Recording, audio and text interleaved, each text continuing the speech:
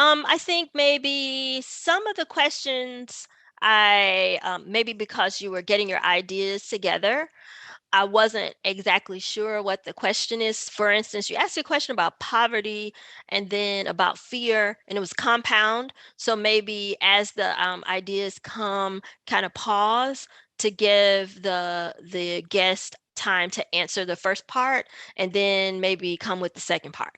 Um, and then that's pretty much it. I appreciate that you had a perspective, say for instance, on the idea that Europeans feared Africans and they came late to the whole world history kind of concept. I think that's a really an important idea perspective to present, and in particular there's some good practices around developing timelines to show African civilizations in comparison to European civilizations. That's important because I've witnessed in official curricula, Africa, like world history, AP curricula, Africa really be squeezed out more and more. So it's important to teach those ideas.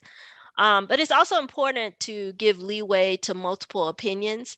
I thought that's where you were going, when you talked about Dr. Ben, Dr. John Henrik Clarke. I thought that's where you were coming from.